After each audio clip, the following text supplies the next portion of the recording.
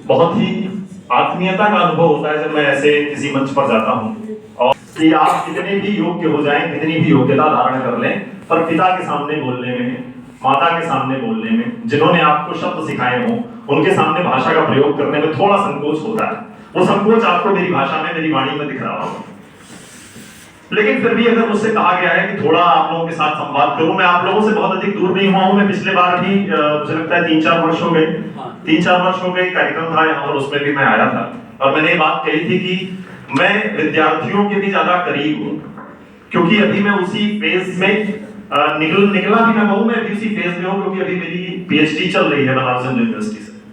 तो अभी मैं आप लोगों से उतना ज्यादा रिलेट कर सकता हूँ कि इस समय क्या विचार होते हैं हमारे मन में। ठीक है, बहुत सारी बातें अभी आदरणीय चाचा जी बता रहे थे कि संस्कृत भाषा जो है, संस्कृत भाषा प्रत्येक व्यक्ति को सीखनी चाहिए। लोगों के मन में ये संशय होता है कि संस्कृत क्यों सीखें हम, संस्कृत से नौकरी तो मिल नहीं रही है बहुत ज्यादा।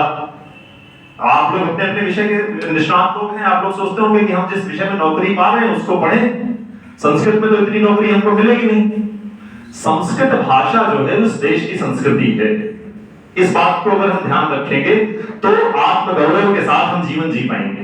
आप कितने भी समर्थ हो जाएं, कितनी भी समृद्धि आ जाए, अगर आप अपनी संस्कृति को भूल गए, अपनी जड़ों से दूर हो गए, जीवन इस प्रकार सीढ़ी की तरह ऊपर नहीं जाता है। एक जगह मैंने सुनी, बात बड़ी अच्छी बात लगी मुझे, कि जीवन सीढ़ी की तरह ऊपर नहीं जाता है कि आप नीचे वाले पायदानों को छोड़ते हुए निकल जाएं और जब ऊपर पहुंच जाएंगे तो नीचे के पायदानों की आवश्यकता नहीं रहेगी आपको। जीवन वृक्ष की तरह ऊपर जाता है। जब वृक्ष की तरह आप पुष्पित पल्लवित होंगे, जब वृहद होते चले जाएंगे, और यदि आपने जड़ों का ध्यान नहीं रखा तो वृक्ष हरा भरा नहीं रह सकता। तो हमारी जड़ें जो है वो संस्कृत है, वो हमारी संस्कृति है, वो सनातन है, वो हमारे ग्रंथ हैं। कुछ भी करिए जीवन में, कितनी भी उन्नति कर लीजिए। लोग मुझसे कहते थे, मैं 2014 में कोटा में था, मैंने इंजीनियरिंग की प्रिपरेशन की 1 साल। उस समय के बाद जब मैंने योग को चुना स्नातक करने के लिए 2015 में, उस समय कुछ नहीं था योग में, ना अंतरराष्ट्रीय योग दिवस था, कुछ भी नहीं हुआ करता था। लोगों ने बोला कि इसमें जाकर के क्या ही हासिल हो जाएगा, क्यों पढ़ रहे हो इसमें। तो बात ठीक भी थी लोगों की, ऐसा नहीं है कि वो गलत कह रहे थे अपने अनुभव से कहने के हिसाब से। लेकिन मुझे यह लगा था कि अगर भारतीय संस्कृति को पुनर्जीवंत करना है तो गिलहरी रूपी प्रयास मुझे भी करना पड़ेगा अपने तरह। उस प्रयास ने आज ये परिणाम दिया है कि मैं लगभग देश के सभी प्रदेशों में जा चुका हूँ यात्राओं में, और लगभग युवाओं से ही संवाद होता है मेरा। और जब भी मैं संवाद करता हूँ तो मैं ये बात कहता हूँ, इसलिए नहीं कि आपको श्लाघा में कि आप मुझे देखो, मैं इसलिए कहता हूं कि आप इससे समझ सकते हो कि भारतीय संस्कृति से जुड़े हुए, अपनी जड़ों से जुड़े हुए भी आप प्रगति कर सकते हैं। जीवन में विकल्प बहुत है हमारे पास। और एक बात मैं हमेशा कहता हूं कि हम विज्ञान पढ़ें, हम तकनीक पढ़ें, हम कितनी भी तरक्की करें, जिसको हम आज की भाषा में, अपनी भाषा में तरक्की कह सकते हैं, आर्थिक तरक्की है, सामाजिक सम्मान है, ये सब करते रहें।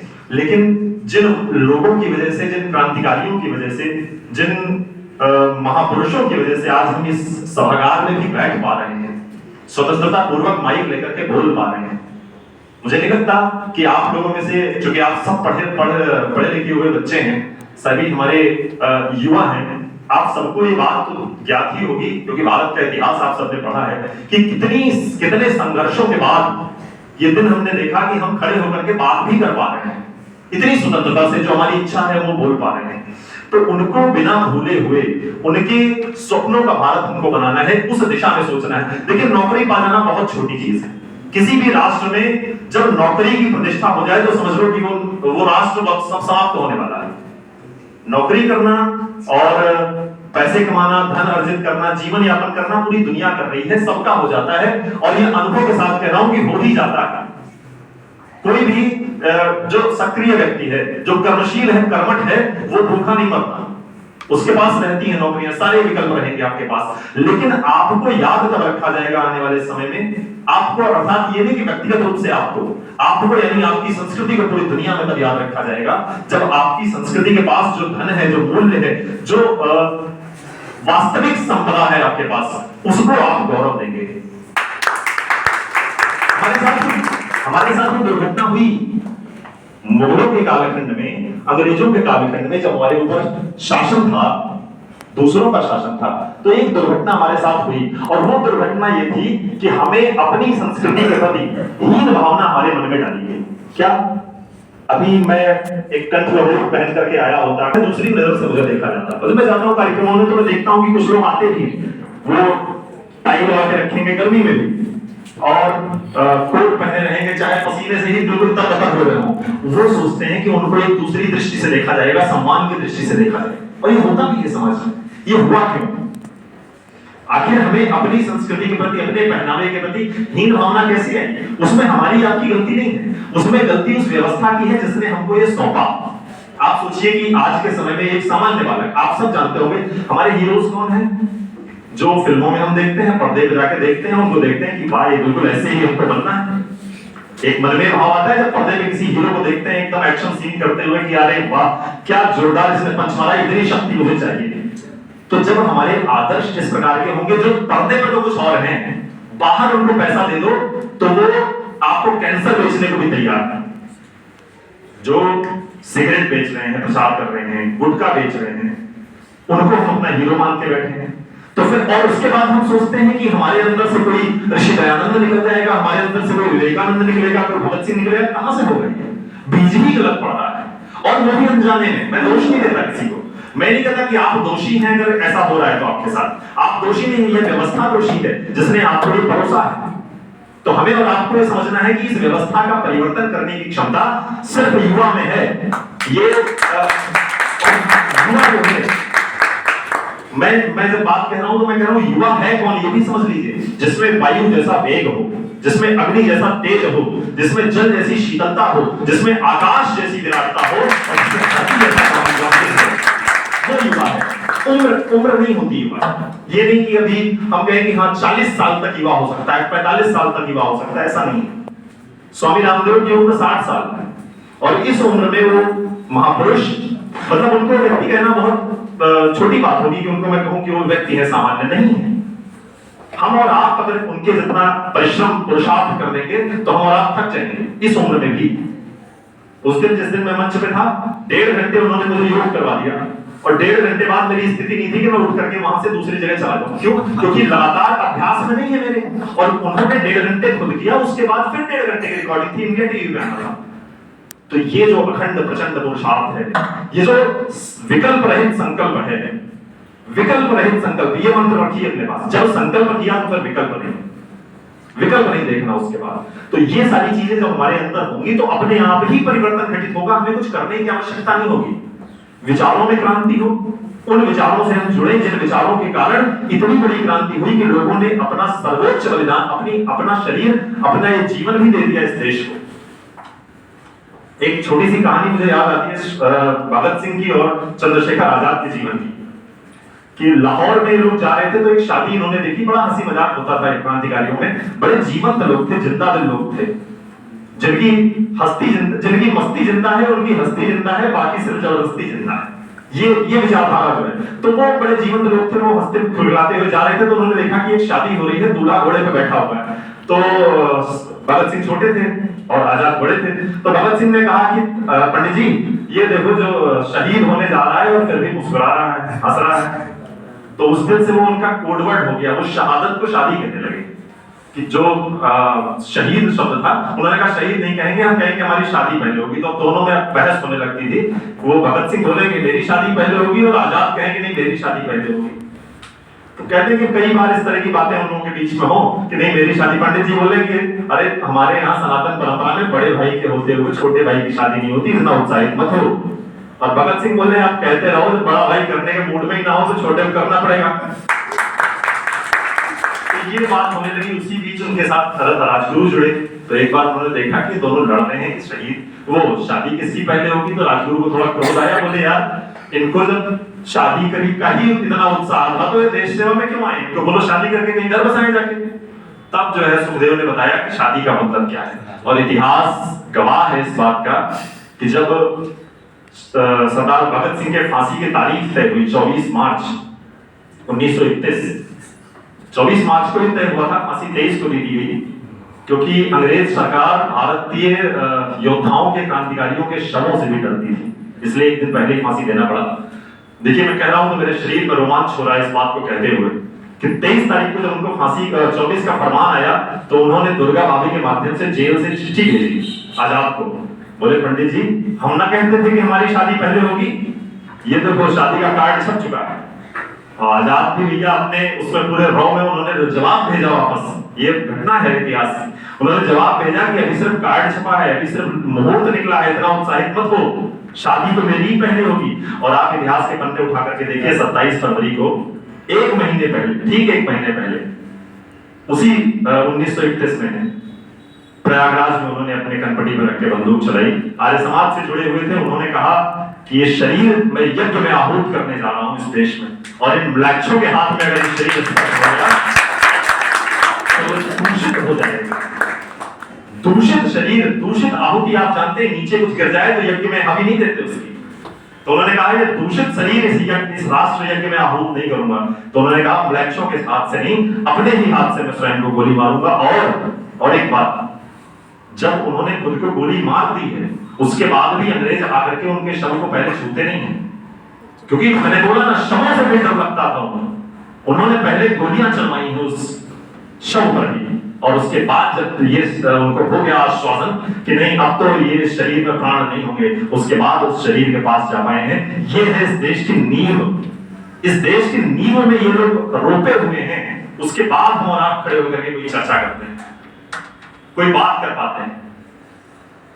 सुभाष चंद्र बोस के बारे में आप सब जानते हो, उन्होंने जो आजाद हिंद फौज बनाई, क्या वो सब जीते हुए लोग थे? विजयी लोगों के साथ मिलकर के बनाया, युद्ध के बंदियों के साथ मिलकर के उन्होंने फौज बनाई थी। सब इतिहास पढ़े हुए व्यक्ति हैं यहाँ पर। युद्ध के बंदियों के अंदर उन्होंने प्राण फूंक दिया। उन्होंने कहा, उन्होंने ये भी नहीं कहा, कोई आश्वासन दिया कि हम तुमको धन दे देंगे, तुमको वैभव दे देंगे, तुमको अच्छा जीवन दे देंगे और बिल्कुल विलासितापूर्ण जीवन जियोगे तुम।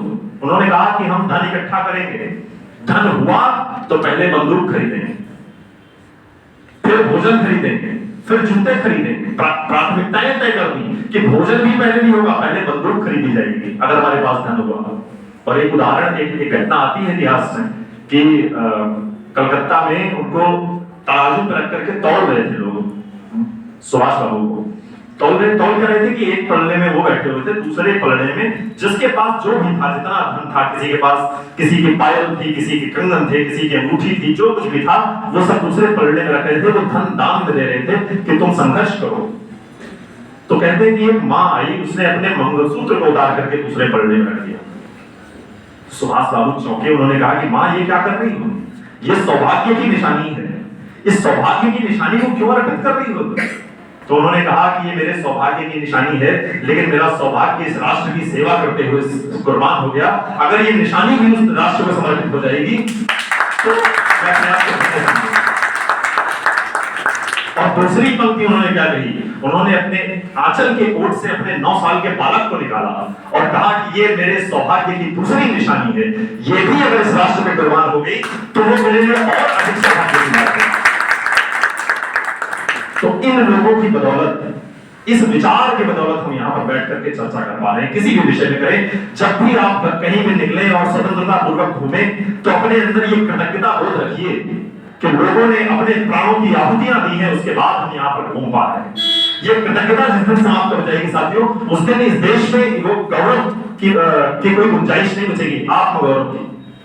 कभी भी अपने मन में हीन भावना नहीं लानी चाहिए। आप ऋषि गौतम, कणाद, जैमिनी, पाणिनि, पतंजलि, चरक, सुश्रुत, धन्वंतरी इनके देश से हैं। आप स्वामी विवेकानंद, दयानंद सरस्वती और चंद्रशेखर आजाद, सरदार भगत सिंह, राम प्रसाद बिस्मिल इनके देश से हैं। राजेंद्र नाथ रेड्डी, उनकी तो समाधि यहीं पर है, इनके देश से हैं।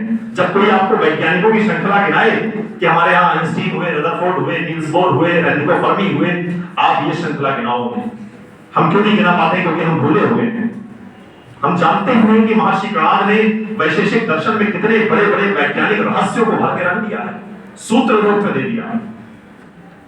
आप लोगों में से जिन्होंने भी वैशेषिक दर्शन पढ़ा होगा, आपने उसमें वैज्ञानिक सिद्धांतों को पाया होगा। लेकिन समस्या कहां हो गई? समस्या यहां हो गई कि ऋषि ने वो सूत्र दे दिए, फॉर्मूला दे दिया। अब फॉर्मूला, अगर कोई सूत्र आपके पास है तो उसकी व्याख्या कौन करेगा? उसकी जिम्मेदारी किसकी है? हमारी औलाद की जिम्मेदारी थी, हम नौकरी में लग गए, हम लग गए पाश्चात्य संस्कृति के उस जाल में फंस गए, जिस जाल में जो जाल हमको ये कहता है कि आप अपना व्यक्तिगत केंद्रित हो जाओ, सिर्फ अपने बारे में सोचो। सारी समस्या तो वहीं से पैदा हुई ना, कि हमारा पेट भर जाए, हमारे 2-4 परिवार का पेट भर जाए, उसके बाद ठीक है समाज का क्या करना है। जब भी मैं कहता हूं कि जब भी क्रांतिकारियों से आप सीखने चलोगे कुछ ना, तो प्राथमिकता आप अपने जीवन में देखोगे कि प्रथमतः आपके जीवन में सब आग ही लग जाएगी। आपको लगेगा, दुनिया के नजर में आप सबको लगेगा कि ये तो बर्बाद हो गया, क्योंकि क्रांतिकारियों का जीवन अगर आप ढंग से देखो तो उनका जीवन भी बर्बाद ही था। इस मानदंडों में, जिन मानदंडों में हम देखते हैं, उनका जीवन किसी योग्य नहीं दिखता है आपको। तो अगर, और दूसरी बात मैं इस लाइन की आगे दूसरी पंक्ति कहता हूं कि जिस युवा का भी जीवन शुरुआत में बर्बाद न दिखे, ये न दिखे कि ये लीग से हट करके कुछ कर रहा है, तो उसने अपने जीवन में किसी भी क्रांतिकारी से, किसी महापुरुष से कुछ नहीं सीखा। व्यक्तिगत केंद्रित नहीं होना है, बात यहां पे मैं कर रहा था। आज के समय में आप देखते होंगे कि हम और आप कोई हमारे साथ कुछ गलत कर दे, कोई आकर के हमसे भिड़ जाए, तो फिर हम उसको दिखाएंगे कि हम कौन हैं। समाज में भ्रष्टाचार करता रहे, लूटता रहे, सारी सरकारी संस्थाएं बर्बाद हो जाएं, उससे हमें फर्क नहीं पड़ता। अब सिर्फ यहीं की बात क्यों करूं, मैं पूरे देश की बात करूंगा, पूरे प्रदेश की बात करूंगा। जितने भी नेता हैं, आप देखो कर क्या रहे हैं। हमारी आपकी विचारधारा क्या हो गई है? हमारी आपकी विचारधारा ये हो गई है, कोई सामान्य अच्छा व्यक्ति भी अगर सामने उनके आ जाए तो कहते हैं अरे यार, उनके सामने थोड़े कोई खड़ा हो जाएगा, अरे उनको वोट बनाने में आपका वोट लगा है, आपका पैसा लगा है, आपका परिश्रम लगा है। वो अपने आप कोई कुछ नहीं बन जाता इस देश में। तो हम समाज में हो रहे भ्रष्टाचार के विषय में नहीं बोलेंगे, समाज में जो गलत हो रहा है उसके बारे में बोलने में संकोच करेंगे, पर हमारे साथ कुछ गलत होगा व्यक्तिगत तो हम बोलेंगे। क्रांतिकारियों का जीवन ठीक इसके विपरीत रहा है। ऋषि दयानंद को जिस व्यक्ति ने खीर में जहर मिला करके दे दिया था, उसको उन्होंने धन दिया कि भाग जाओ यहां से, नहीं तो राजा तुमको प्राण दंड दे देगा। उनके साथ व्यक्तिगत गलत किया उसने, लेकिन उनको उस व्यक्ति के प्रति उन्होंने करुणा दिखाई। और पूरा इतिहास उनका, पूरा साहित्य अगर आप पढ़ो, सत्यार्थ प्रकाश पढ़ो, तो आपको समझ में आता है कि उन्होंने उनके अंदर भय का लेश मात्र नहीं था। जब वो मठाधीशों के समक्ष खड़े होते थे, जब समाज में जो कुरीतियां थी, स्त्री शिक्षा के लिए उन्होंने जितना काम किया, दलित उद्धार के लिए जितना उन्होंने काम किया, उसके लिए भय का लेश मात्र नहीं था। तो समाज में बैठी हुई कुरीतियों के खिलाफ पूरी मुखरता से, पूरी प्रखरता से, लेकिन व्यक्तिगत हमारे साथ कोई कुछ गलत कर रहा है तो हम उसके प्रति भी करुणा का भाव रखेंगे।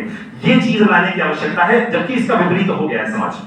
हमारे साथ गलत करोगे तो हम उसका जवाब देंगे, प्रतिकार करेंगे, समाज को लूटते रहो, खसोटते रहो, हमें कोई मतलब नहीं। आपसे ये बात मैं इसलिए कर पा रहा हूं क्योंकि आप युवा हैं, और जिस दिन आपके अंदर ये साहस आ जाए, अगर आपको परीक्षा करनी होगी कौन कौन युवा है यहाँ पर, सच बोलते हुए अगर आपके पैरों की पिंडलियां कांपे ना, उस दिन समझ जाना कि आप युवा हैं, आपके अंदर युवता बची हुई है। अगर सत्य बोलते हुए आपके पैर कांप रहे हैं, आपकी आवाज में कंपन आ रहा है, तो कहीं तो ये शंका है कि युवता कहीं पर कम हो रही है। अगर आप मेरी इस बात से सहमत हो तो मेरा समर्थन करिए इस बात पर। सत्य को उतनी ही निडरता से, उतनी ही प्रखरता से, और स्वामी विवेकानंद कहते थे कि जब सत्य बोलो तो सिर्फ सत्य मत बोलो, सत्य पर धार दे करके बोलो, कि या तो अगले का गला कट जाए या मेरा गला कट जाए।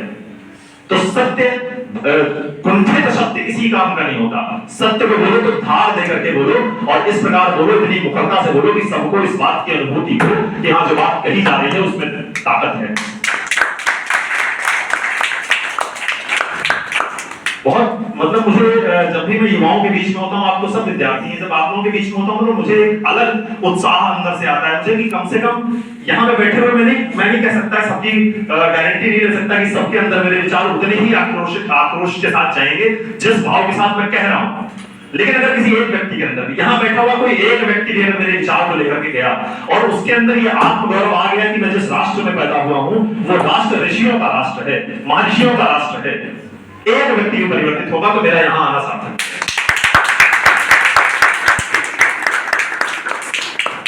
तो मुझे लगता है कि मुझे बहुत अधिक समय नहीं लेना चाहिए आप लोगों का, और इतनी बातें आज आपसे करके मैं अपना स्थान लेना चाहूंगा। और एक बार फिर से मैं बताऊं आपको कि ये जो काम है इस जनपद में, जिस विचार क्रांति की मैं बात कर रहा हूं, पंडित महामना मदन मोहन मालवीय के मन में एक विचार आया छोटा सा सबके पास धन होता है, व्यवस्था होती है, तो क्या प्रयास करते हैं कि अपना महल बना लें, गाड़ी खरीद लें, छोटी गाड़ी है तो बड़ी गाड़ी हो जाए, छोटा घर है तो बड़ा घर हो जाए। उनके मन में एक क्रांति आई विचार की कि उन्होंने इतना बड़ा विश्वविद्यालय खड़ा किया जिससे हजारों लाखों लोग पूरे दुनिया में जा रहे हैं। इस जनपद में भी अगर वो काम करने का की शुरुआत किसी ने की तो आदरणीय पाठक सर है। उन्होंने आप देखिए उन्होंने क्या क्या त्याग किया उन्होंने। वो चाहते तो ये संस्था को थोड़ा सा साइड में रख करके अपने तैयारी पर यूपीएससी का इंटरव्यू भी आप मुझे बताया गया कि आपने यूपीएससी का इंटरव्यू भी दिया है 2 बार, उसके बाद स्टेट पीसीएस के भी एग्जाम दिए, इंटरव्यू तक पहुंचना मतलब ये होता है कि आपका सिलेक्शन हो गया। तो अगर किसी व्यक्ति ने त्याग किया अपने जीवन में संस्था को बड़ा करने में, संस्था को पुष्पित और पल्लवित करने में, और अपने करियर को भी उन्होंने दांव पर लगाया, तो इस बात को की कृतज्ञता हमारे भीतर होनी चाहिए कि उन्होंने जो काम किया है शिक्षा जगत में, गोंडा को भी नहीं पूरे उत्तर प्रदेश को और पूरे भारत को समृद्ध बनाने में, शैक्षिक रूप से और चेतना के स्तर पे भी आगे बढ़ाने में उनका जो योगदान है वो बिल्कुल सराहनीय है, बिल्कुल प्रशंसनीय है। शिक्षा का काम करना बिल्कुल दो धारी तलवार में चलने जैसा है। आप ऐसा तो है नहीं कि बिना धन के कोई काम होता है। मैंने गुरुकुल प्रारंभ किया सनातन शिक्षालय, ऑनलाइन और ऑफलाइन। जैसे ही मैंने उसमें एक सामान्य शुल्क रखा कि भाई मैं इतना फीस उसकी लूंगा अगर आप इसमें जुड़ना चाहते हो, सीखना चाहते हो, बिना उसके तो काम होता नहीं। मुझे वेबसाइट मैनेज करना है, सब करना है, टीम मैनेज करनी है, स्टाफ मैनेज करना है। तो लोगों ने क्या कहना शुरू किया कि देखो धर्म का धंधा शुरू कर दिया।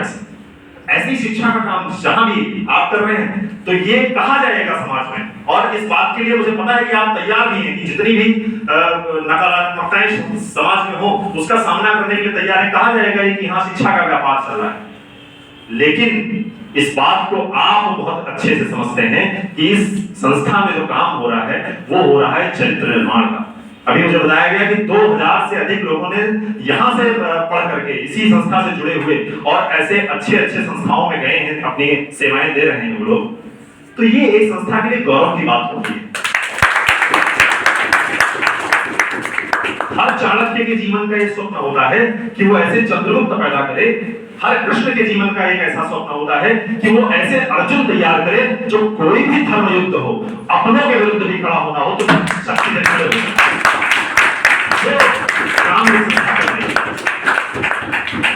वो काम ये संस्था कर रही है, और आप लोगों को इस बात का गौरव होना चाहिए कि आप ऐसी संस्था से, ऐसे विचार से जुड़े हुए हैं। तो एक बार बहुत बहुत शुभकामनाएं मैं दूंगा आदरणीय पाठक सर को, और चाचा जी के चरणों में एक बार सभी शांति से बैठ जाएंगे। एक मैं काशी से आया